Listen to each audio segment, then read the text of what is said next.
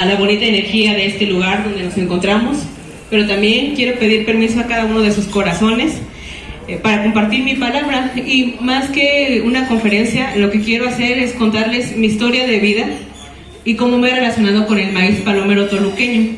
El tema que me pidieron que impartiera es justamente soberanía alimentaria y conservación de las semillas nativas criollas.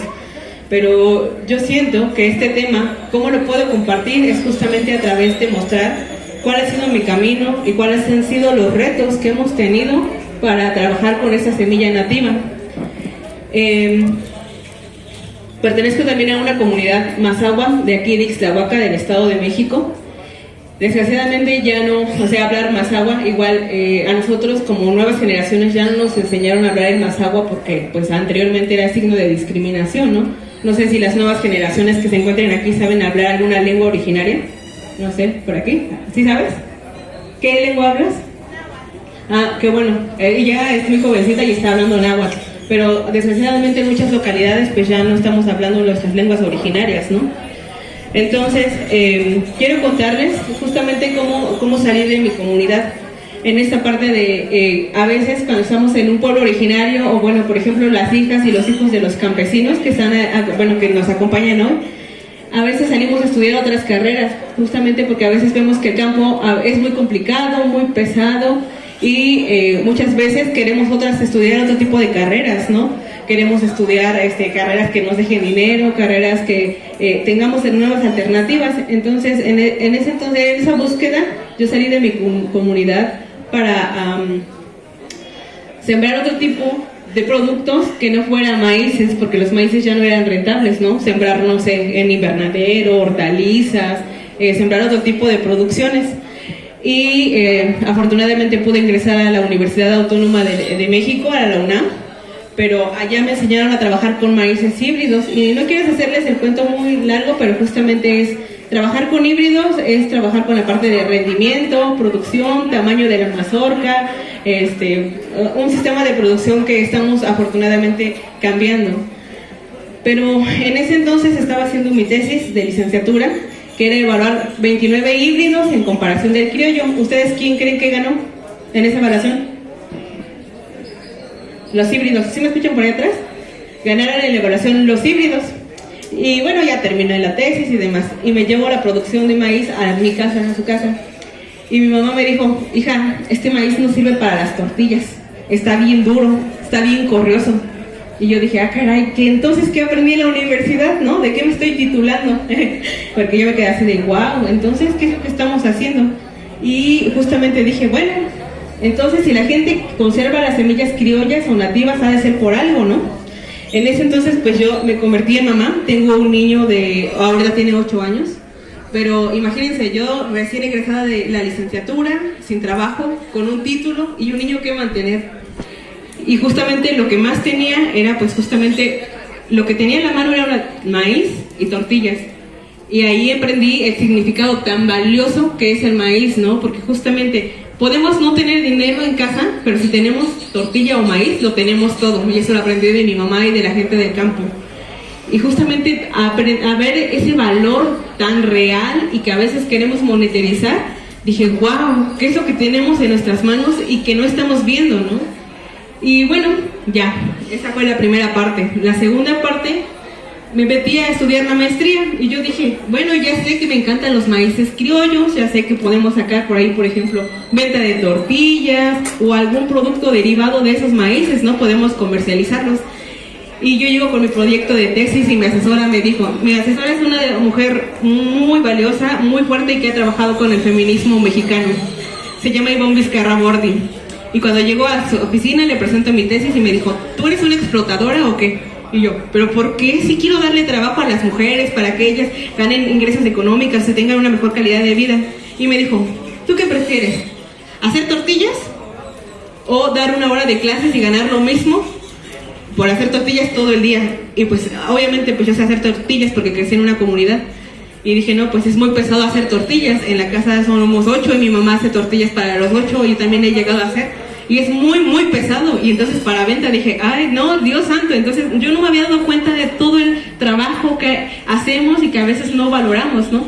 Entonces justamente dije, wow, todo el trabajo de las mujeres en los maíces nativos está de alguna manera desvalorado, no lo estamos viendo, y a lo mejor cuando pensamos en comercio, en industrialización, se nos hace fácil, pero todo el trabajo a veces es trabajo de las mujeres que regalamos porque realmente no se están cobrando, ¿no? Porque a lo mejor preparar el nixtamal es tu deber de mujer saber hacerlos, es tu deber de mujer hacer las tortillas, pero alguna vez les hemos dado gracias a las mamás por las tortillas que tenemos todos los días en la mesa.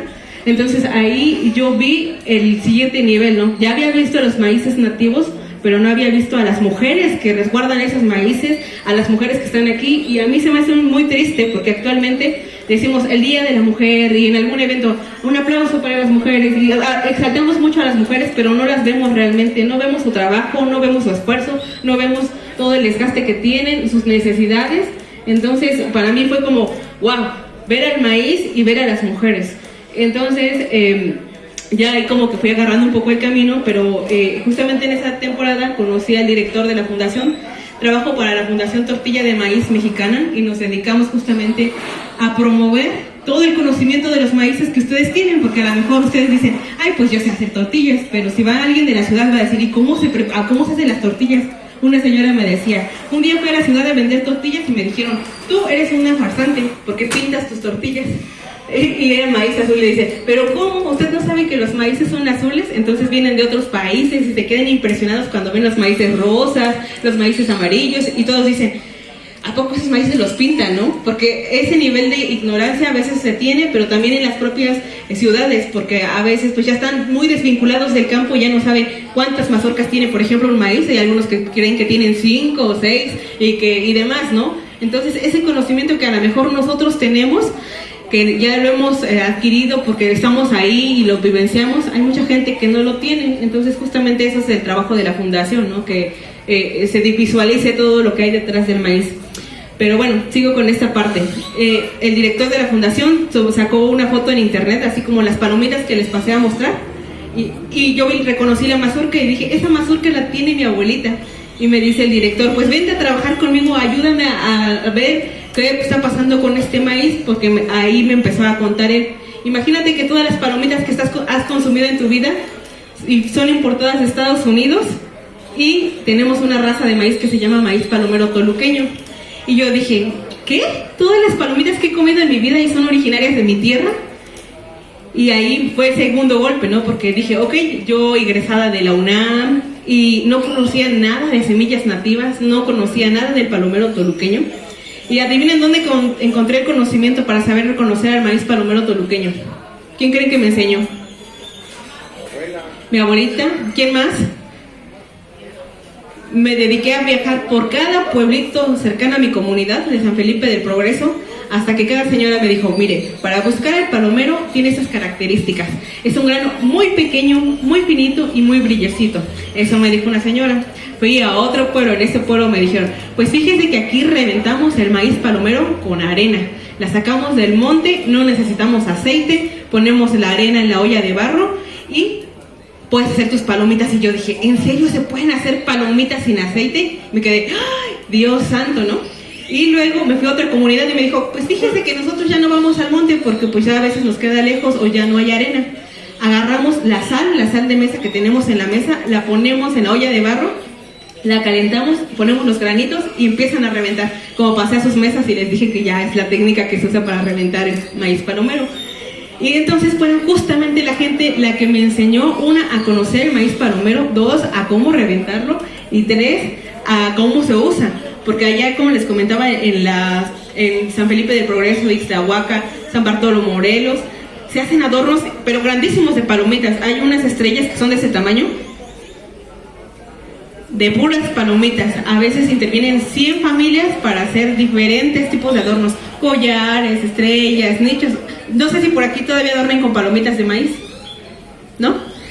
Pero imagínense que hacer los collares de palomitas de maíz viene desde la época prehispánica, desde que antes que llegaran los españoles, y ya las usábamos para pedir por las lluvias y dar gracias por las buenas cosechas desde entonces. Y a pesar de que llegaron y nos trataron de colonizar y cambiar a veces de nuestros pensamientos, las palomitas siguieron presentes, ¿no? Entonces ahí me encontré varios elementos. Uno, fui encontrando mi raíz, fui encontrando el valor de mi gente, pero también me iba encontrando a mí. Entonces, yo pienso que más que conservación o preservación de las semillas nativas, para mí es como el maíz palomero realmente rescató a mí mi vida como mujer y como indígena, ¿no? Y después en esto pues ya estaba en la fundación bien feliz, porque déjenme les cuento que desde los 8 años yo tenía la inquietud, estaba escuchando que había animales en peligro de extinción y demás, y yo decía, cuando yo sea grande quiero trabajar en rescatar a alguno de esos animales. Pero jamás me imaginé que iba a trabajar en rescatar a un maíz, o más bien que el maíz se iba a rescatar a mí, que está en peligro de extinción, porque así como pasé a sus mesas y les enseñé a seleccionar ese maízito, ese maíz está en peligro de extinción porque es uno de los abuelitos, se llaman razas indígenas antiguas, y son de los 4 más antiguos de todo el mundo. A lo mejor muchos lo saben, a lo mejor no, pero de México nació el maíz nativo, el maíz en general, y de México salió para todo el mundo. Por eso a veces hay gente que dice, ay, ¿por qué es rojo y por qué es azul? Porque ellos no los han visto en sus tierras, ¿no? Por ejemplo, si nosotros viéramos un arroz negro, sería sorprendente porque el arroz no es de aquí, viene de China, entonces, bueno, del Medio Oriente. Entonces, si nosotros viéramos un arroz negro, pues también nos sorprenderíamos, igual que ellos se sorprenden de ver nuestros maíces azules, por ejemplo.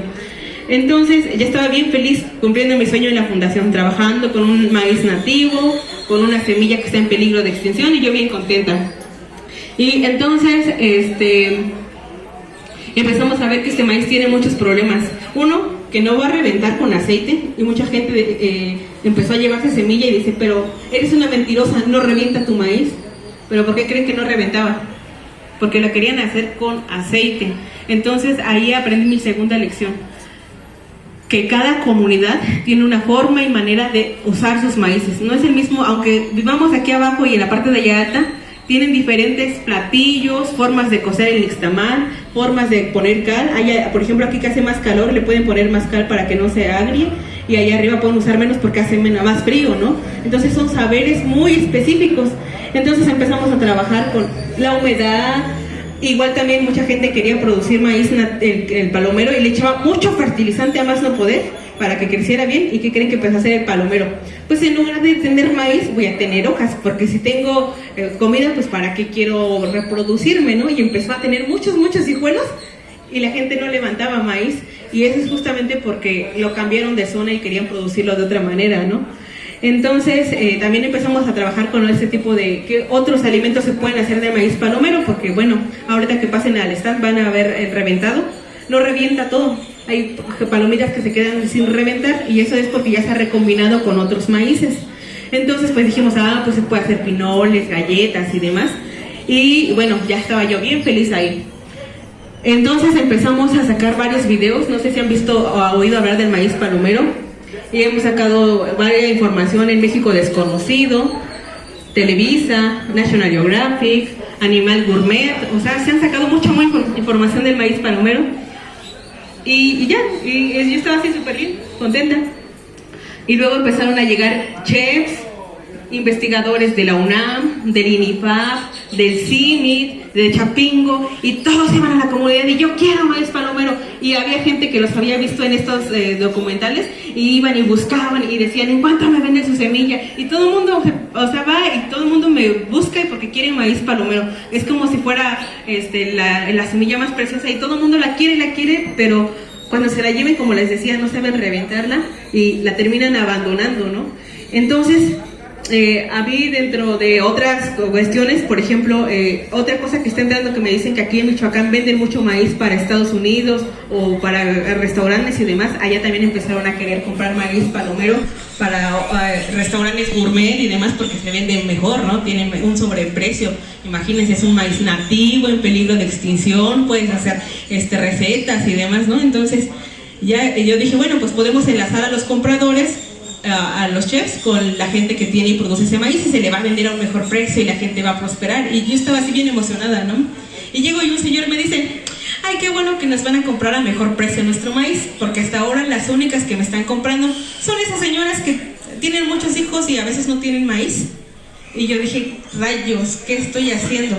El mejor maíz se le van a ir a los ricos, y la gente de la comunidad ya no va a tener su propio maíz, porque cuando está en la localidad tiene un precio, se llama precio, economía solidaria o economía moral, porque funciona, tú eres mi primo, mi tío, no te lo puedo vender más caro porque tú eres como yo, y se reconoce al otro como familiar, como vecino, y no se le puede vender tan caro porque en algún momento vamos a necesitar de esa persona, ¿no? Entonces yo me sentí tan mal porque recordé a mi mamá. Justamente nosotros ya no tenemos tierra, así como aquí todavía hay mucha tierra, vamos creciendo poblacionalmente y ya no nos tocó el reparto de tierra y demás, ¿no? Entonces las familias se van acrecentando y ya no hay tierras como para cultivar. Entonces yo recordé a mi mamá cuando estaba pequeña que tenía que conseguir maíz, pedía prestado, fiado, para poder alimentarnos todos los días. Y yo dije, yo voy a contribuir a que se le quite el maíz a las señoras que están luchando como mi mamá para darle el alimento de cada día a sus hijos. Me quedé con un remordimiento moral y una cruda moral como no se imagina, ¿no? Porque dije, entonces la gente rica es la que va a poder pagar los alimentos sanos, agroecológicos, maíz. Y yo dije, entonces, ¿por qué esa gente va a seguir consumiendo lo mejor? Y a nosotros, ¿qué nos están llegando en los pueblos? Tortillas de maseca, de minza, están llegando tortillas de maíz híbrido, y como sabemos son calidades diferentes. Incluso nos han dicho, es que cuando voy a comprar esas tortillas en las ciudades no me lleno, necesitamos más tortillas justamente porque no tienen todos los nutrientes que estamos acostumbrados. Y yo dije, rayos, esto es una complicación más profunda, entonces tiene otro sentido, ¿no? Y ahí fue como otro golpe para mí, es como ir aprendiendo realmente si la conservación de las semillas se tienen que comercializar todas o realmente tenemos que ver qué más podemos hacer, ¿no? Entonces ahí empecé a ver ese tipo de cosas. Y me pregunté qué estoy haciendo, y a eso se le llama adquisición por disposición. ¿Por qué? Porque justamente ustedes tienen unas semillas muy valiosas que a lo mejor las siembran todos los años, pero no saben, en el mercado tienen un valor muy alto, y ahorita en las grandes empresas o transnacionales, no sé si está pasando, pero allá en San Felipe sí. Imagínense, estaba recolectando Conavio, estaba recolectando Agricultura, el CIMIT, el ICAMEX, y varias instituciones están recolectando semillas para guardarlas en un banco de germoplasma. Pero me pregunto, ¿quién está financiando las colectas? ¿Realmente en dónde se van a guardar esos maíces y quién va a poder acceder a esas semillas? ¿No? Entonces yo me quedé sospechando qué está pasando con los maíces y por qué es tanto interés en resguardar y guardar y de pronto a clasificar y ver qué maíces tenemos y en dónde se dan y por qué se dan.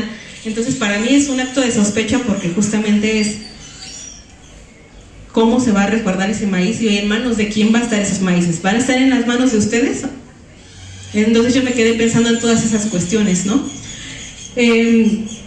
Y otra cosa, pues yo me quedé pensando, ok, soy mujer indígena, ya estoy como investigadora, y ahora yo estoy usada por el mismo sistema capitalista que se supone que juré destruir cuando salí de mi comunidad para apoyar a ese sistema. En verdad que yo me quedé así les digo, así con una cruda moral muy muy fuerte. Pero justamente empecé a estudiar el doctorado por esa inquietud de decir, ahí no puede estar la solución en la comercialización de los maíces, debe de haber algo más profundo. Y ahí me encontré con una teoría que se llaman epistemologías del sur, que habla del conocimiento de los pueblos indígenas, que habla de nuestras raíces y que habla de que a pesar de que se supone que ya se acabó la colonización, seguimos colonizados. ¿Cómo? Nuestros cuerpos están colonizados porque empezamos a consumir alimentos que ya no son propios de nuestra región. Nos empezaron a gustar los azúcares, nos empezaron a introducir harinas, nos empezaron a introducir otro tipo de alimentos que no van con lo de nosotros, como que ya tienen más conservadores y demás, y empezamos a ver a lo indígena o a los quelites como de los pobres, ¿no? Entonces dije, wow, realmente nos siguen colonizando, porque el hecho de cómo nos vestimos, de cómo actuamos y de cómo somos es porque también ya estamos colonizados mentalmente, ¿no? Entonces dije, eso no se ha terminado. Entendí que seguimos siendo saqueados. Aquí en Michoacán tienen una lucha muy profunda de defender sus bosques, y si es un capitalismo muy voraz porque están con la sobrevivencia de ustedes, que son la siembra de sus maíces o la introducción de aguacates o otros, pues como tienen un clima muy, muy propicio, entonces pueden sembrar otro tipo de cultivos que pueden ser más rentables. Pero eso me quedó pensando en la pandemia, ¿no? Ahorita sigo para allá. Y yo en ese entonces entendí, y yo estaba muy enojada, porque yo estaba siendo usada, pero también estaba siendo parte del sistema, ¿no? Pero también estaba con mucho enojo porque me sentí impotente, victimizada, y también tenía odio. Y me quedé por mucho tiempo pensando, no por mucho tiempo, pero fueron 2 años para mí, que dije, ¿qué rayos voy a hacer? Entonces entendí que el sistema nos quiere enojados, entendí que nos quiere que odiemos nuestras propias raíces, que odiemos que tengamos la piel morena, que nos queramos blanquear, que quiere que nos odiemos a nosotros, porque si te odias no vas a luchar, vas a estar atenido y vas a ser fácil de controlar, ¿no? De decir, ay, es que estoy muy gordita, ¿no? Por ejemplo, entonces voy a dejar de comer tortillas y voy a comer otro tipo de alimentos. Entonces empezamos a odiar a nuestros propios cuerpos, y un cuerpo que no se ama a sí mismo es muy fácil de convencer. Y yo dije, wow, ¿no? Entonces me quedé así. Y ahí empecé a trabajar con el feminismo comunitario. Déjenme les cuento que el feminismo no es una lucha en contra de los hombres, que odiamos a los hombres, no.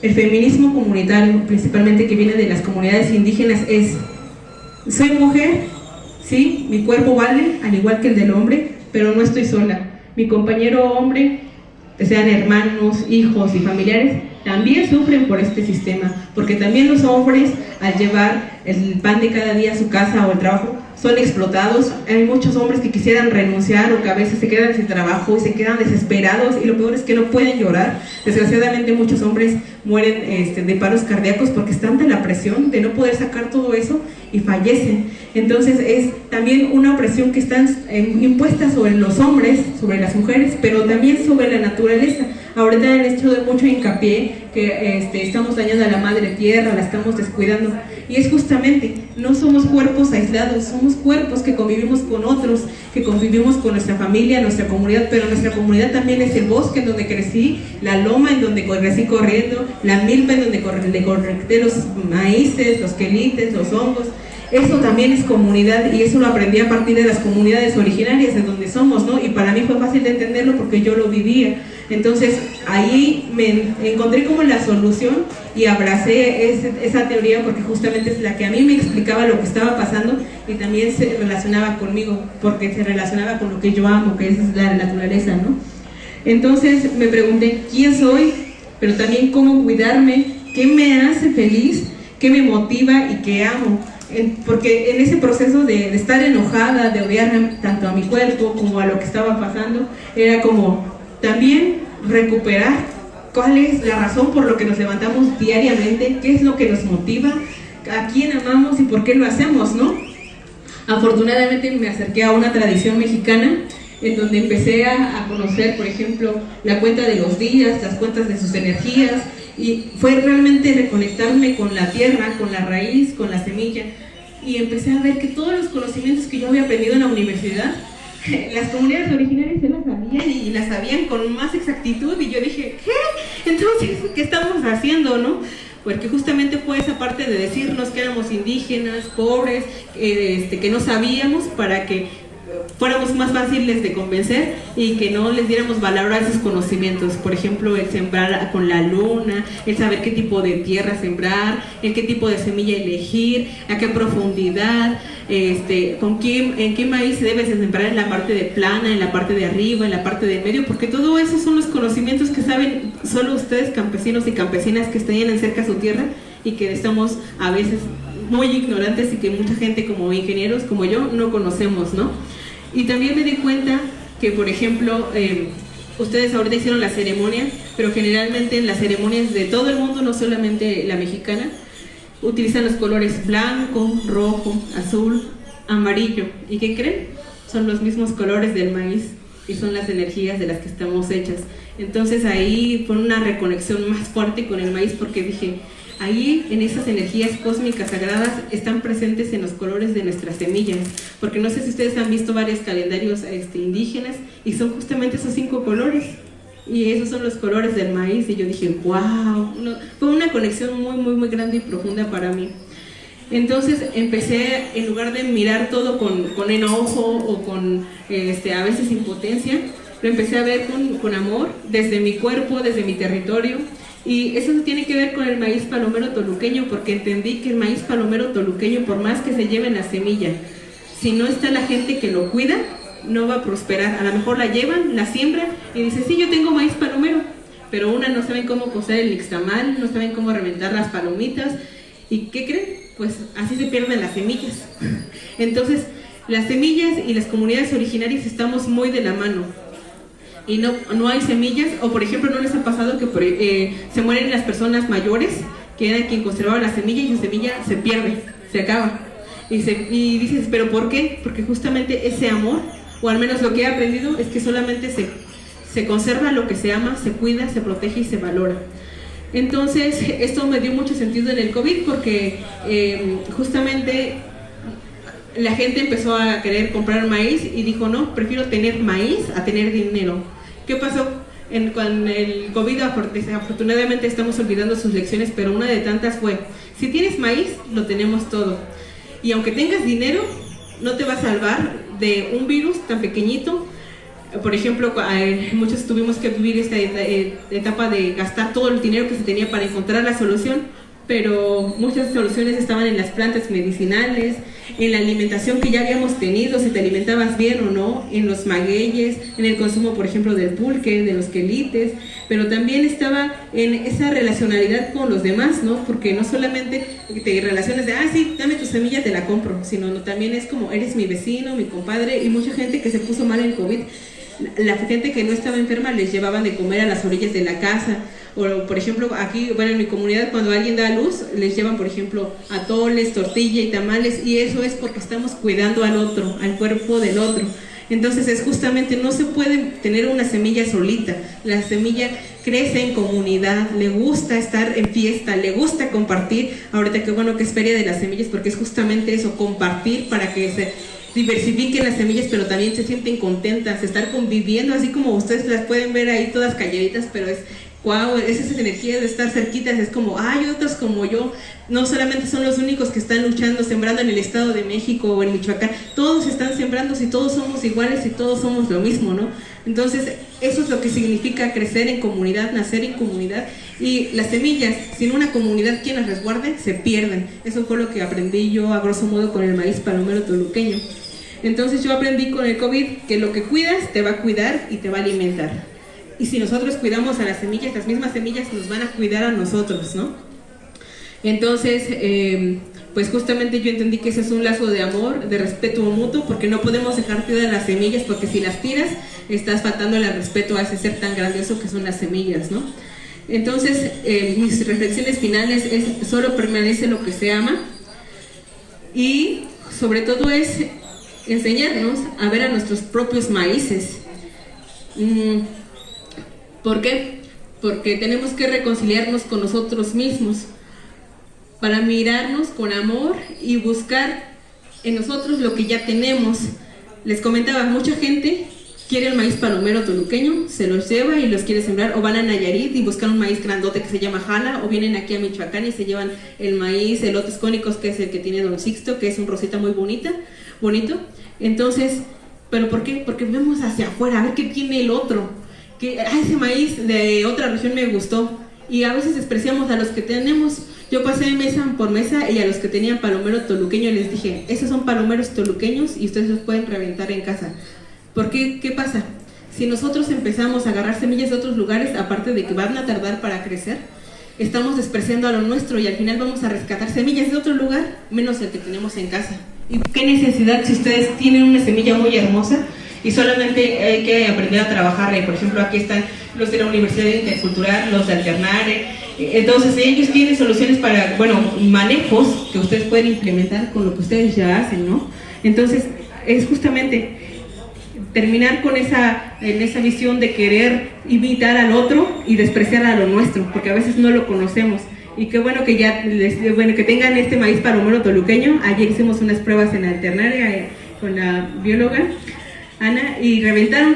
Ahí tienen maíz palomero toluqueño de Michoacán y en su casa.